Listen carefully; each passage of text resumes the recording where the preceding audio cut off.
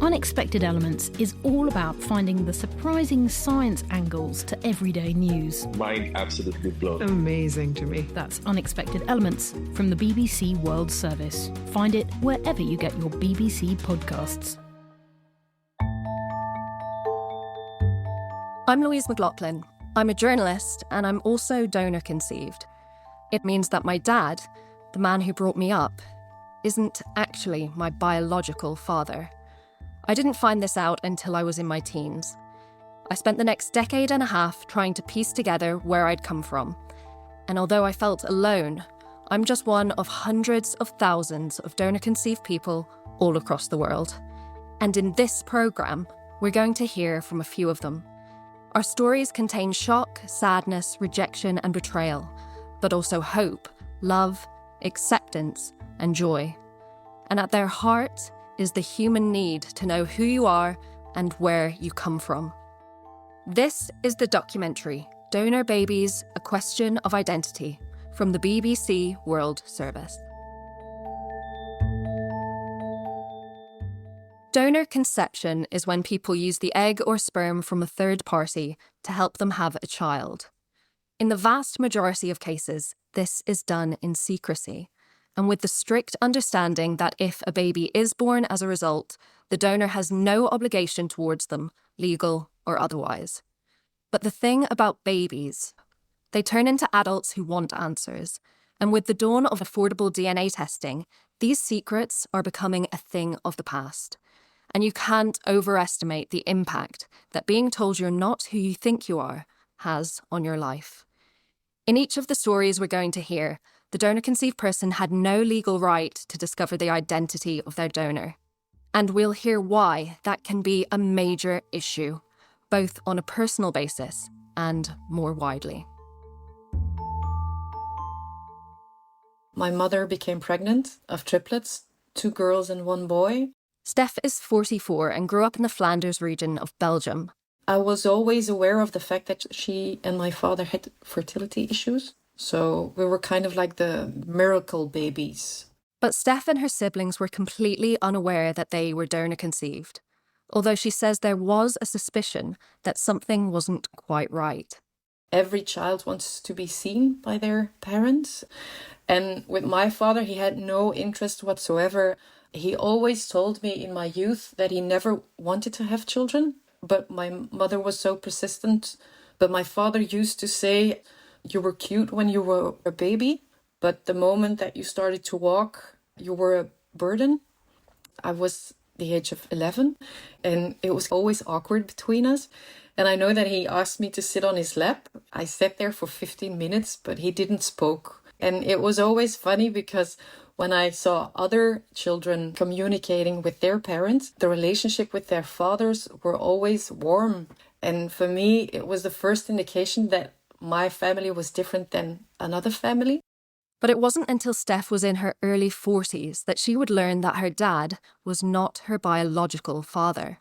My brother explained that an aunt one night had a few glasses of wine and then she told the secret. I think his exact words were, "Our father is not our real father." My sister immediately said, my mother had an affair, because donor conception was not in our head. My brother said, no, she did not have an affair. We are donor conceived. I was kind of like, this is a joke. There's a camera crew coming in to tell us, aha, we got you. I always thought that the reason why my father could not love me, because there was something wrong with me.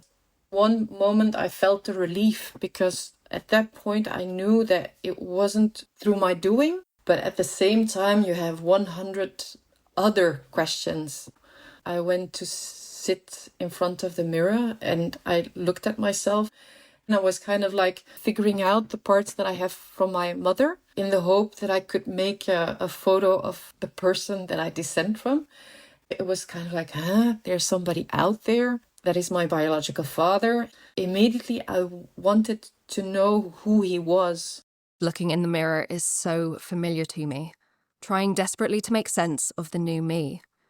And of course, for so many of us, one of the biggest emotions is the feeling of betrayal. I went to visit my mother and I said, okay, I know. And now you're going to tell me the truth. And if I discover in the stories that you're going to tell me later on that you're lying, I'm going to break up the relationship. So this is your last chance for me to have a relationship with you. And now you're going to be dead honest. The fact that I was lied to by my parents was a fundamental breach in a relationship. And it changed also my perspective in relationships. If you discover that even, I said, that the first relationship that you have with another human being, if they are able to lie to you on that level, kind of like you lose your naivety in other relationships as well. I did a tour of the family members. I wanted to know who knew and didn't tell us. For me, they were also liars. They were complicit in the big fat lie. Before he died, Steph managed to finally confront her dad about why he hadn't taken to fatherhood. My father told me that they call donor conception a fertility treatment, but it doesn't make you fertile. So it's ridiculous that they call it a fertility treatment. And he said to me, I was always aware that it wasn't my sperm. So for me, it was a constant and painful reminder of my infertility.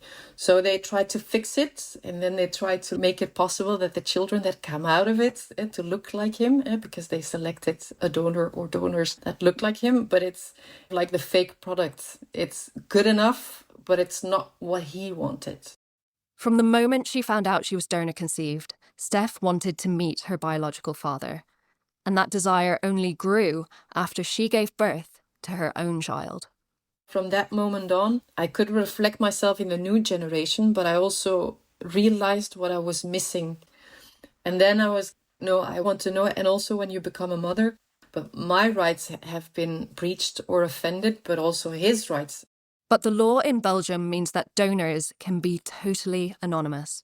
Like me, Steph had no official path to follow to find answers. I was conceived in the UK, back when donors could be entirely anonymous.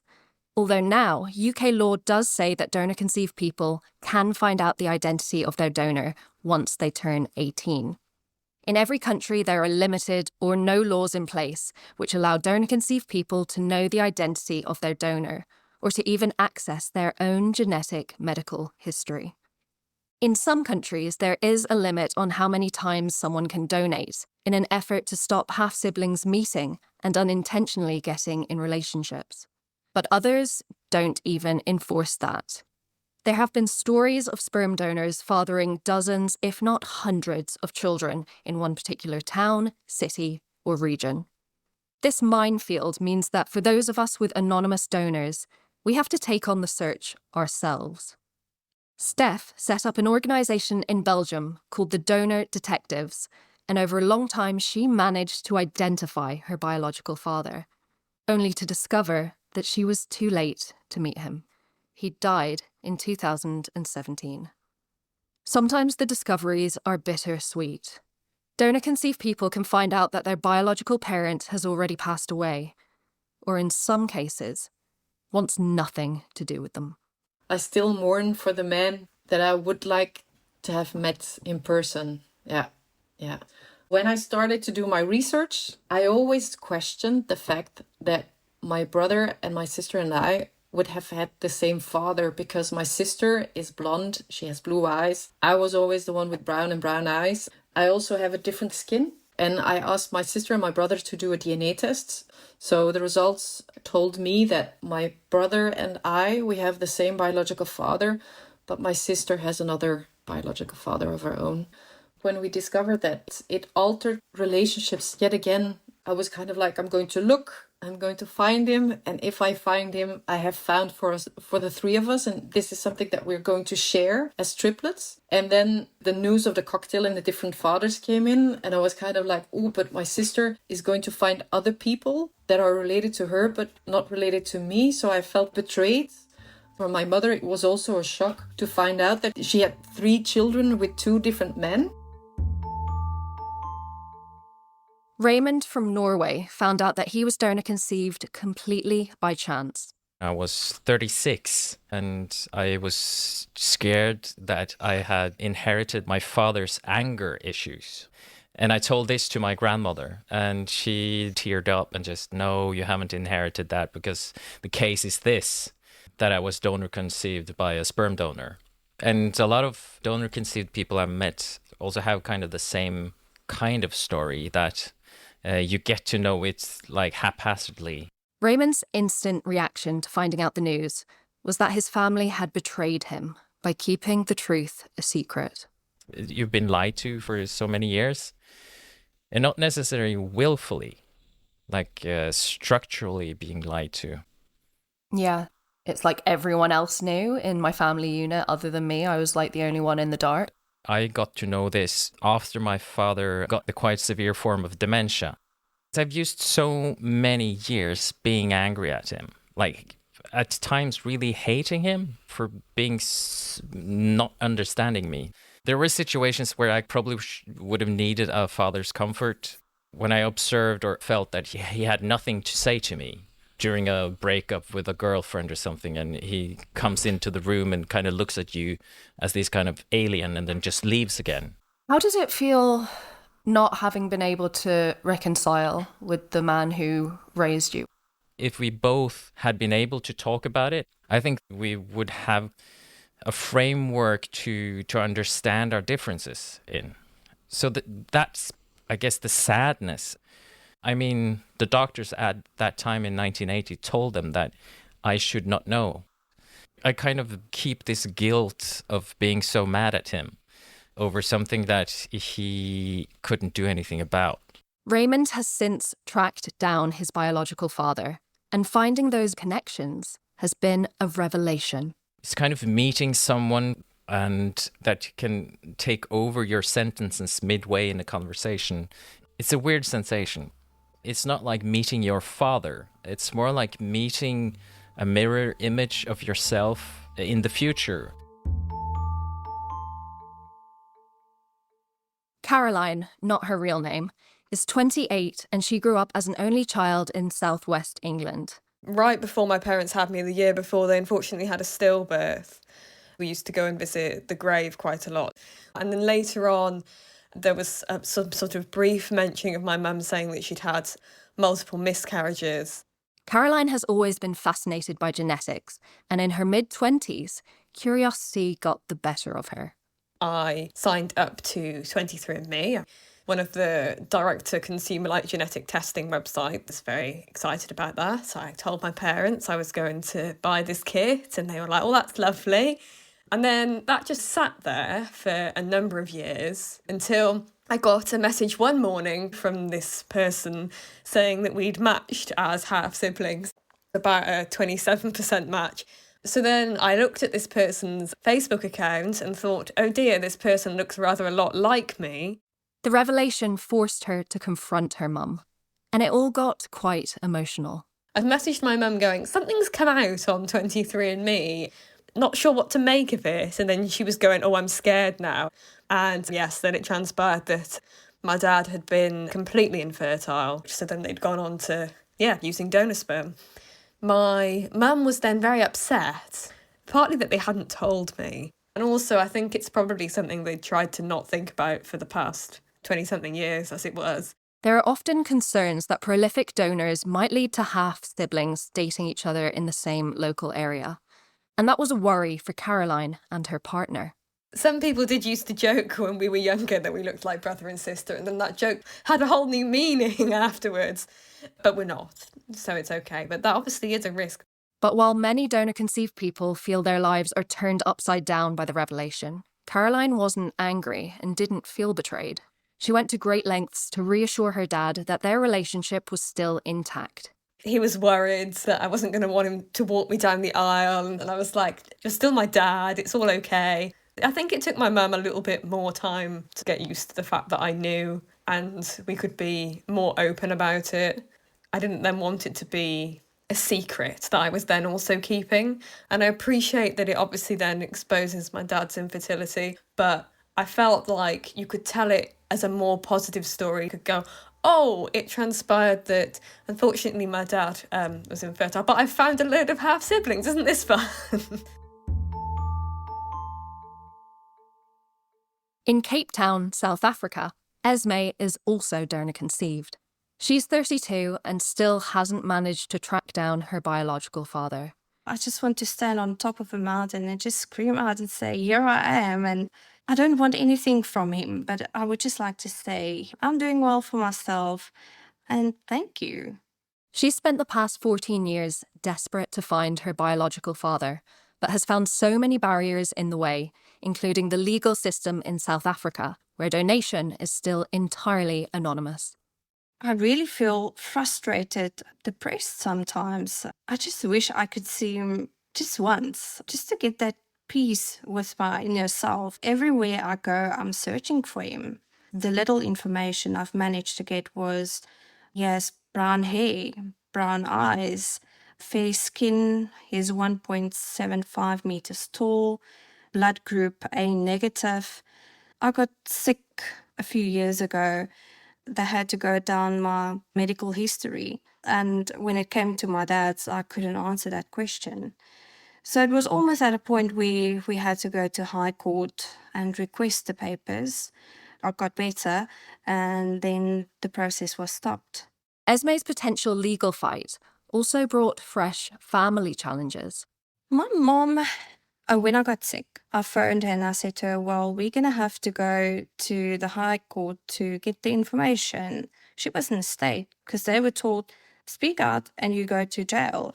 So at first she denied saying anything, but now she's very supportive and she gets excited when we have a possible lead and she will ask me, just send me some pictures because I believe that my donor is going to have the same nose. So we go according to the noses and I'm like, I think this one is a match.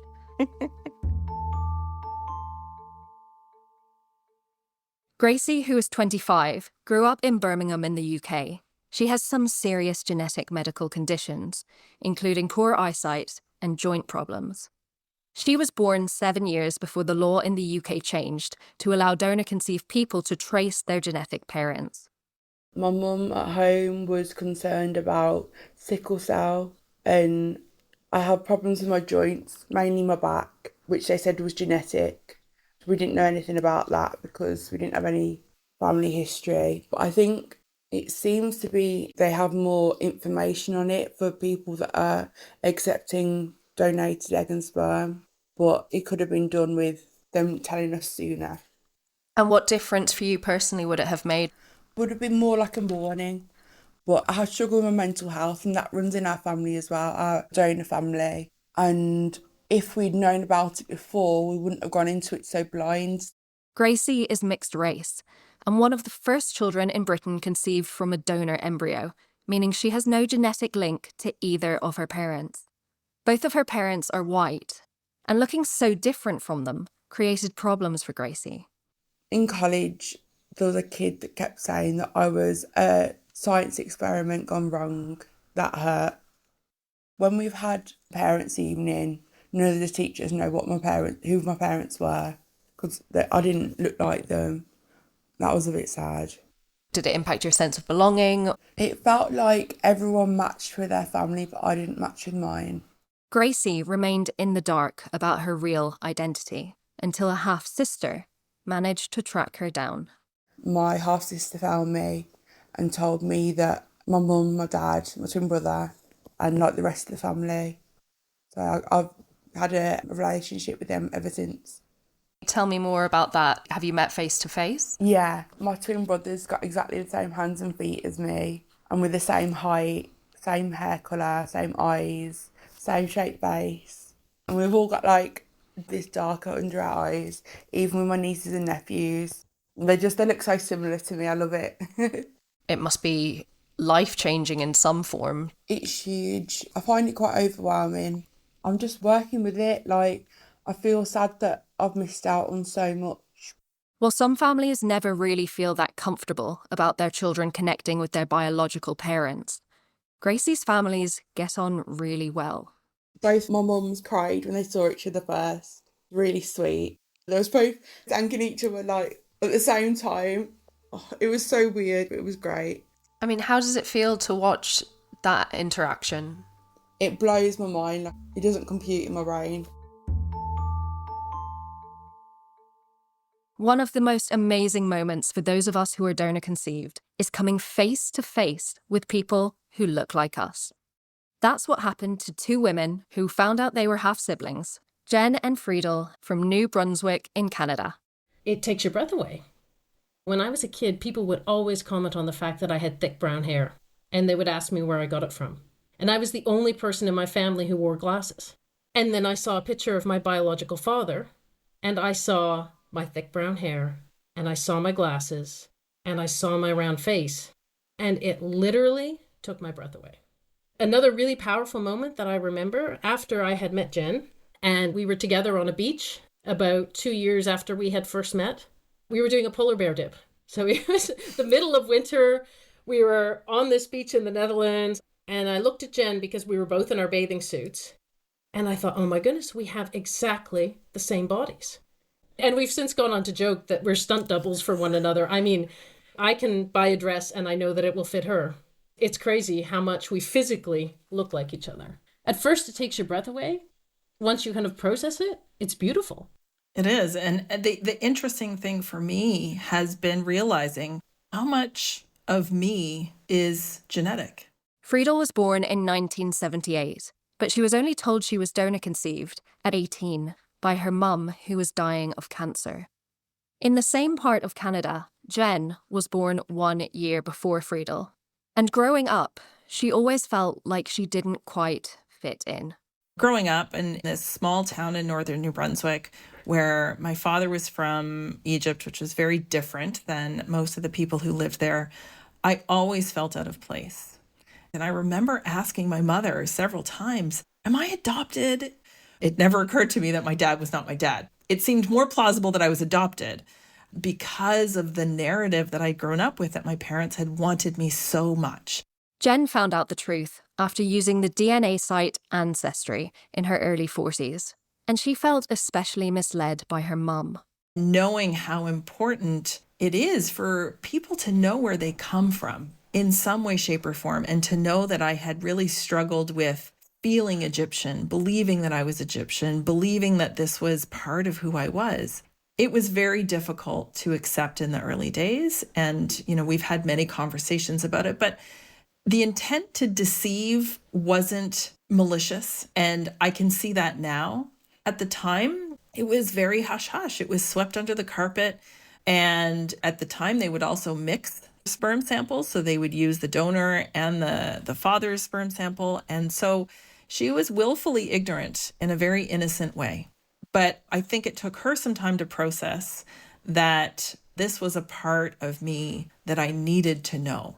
After finally discovering each other, Jen and Friedel have become very close. We're sisters in every way now because we've had the chance to live in the same city.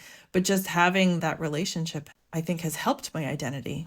Finding new half-siblings can be an ongoing experience. We're now at how many, Jen? I still have to count even though it's under 10. There's six of us.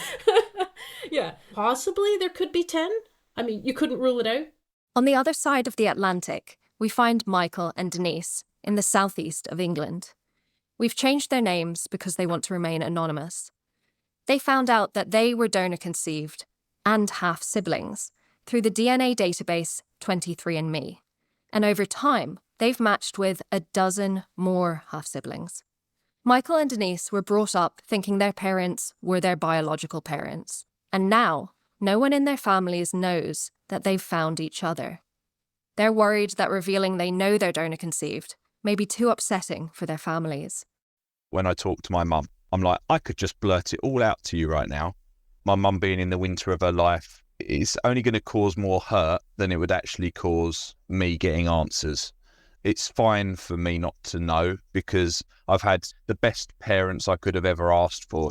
Because my mum and dad wanted a child so badly and because they had so many miscarriages, I was always deemed as the special child. So they were very grateful to have me and I couldn't put a tarnish on that for nothing. Meanwhile, Denise has chosen to not even tell her children. Things have changed to a certain degree because of still having these question marks. Do you know? Did you know? Why did you choose not to tell me if you knew? But I'd rather not break that and especially with my children. They've got a very good relationship with their grandparents, and I didn't want them to see my grandparents in any different way. I have chosen to tell them, but when they are adults. For Raymond from Norway, what occupies his mind is not his extended biological links he never knew he had, but how and why so many adults around the world are living lives without knowing their true identity, with all the serious physical and emotional implications it can have. He feels the medical profession and society at large has let down the donor-conceived. They've had no interest after the conception, and then they go to the next conception. For so many years, they haven't thought about it, so we just have to inform them that life outside the test tube has a connection to what you're doing in the lab. But even as the laws in some countries do change, parents can still choose not to tell their children that they are in fact donor-conceived. And from speaking to donor-conceived people all around the world, what I've heard time and time again is that we do deserve to know the truth as soon as possible. It's time we realised that these are our stories, not our secrets.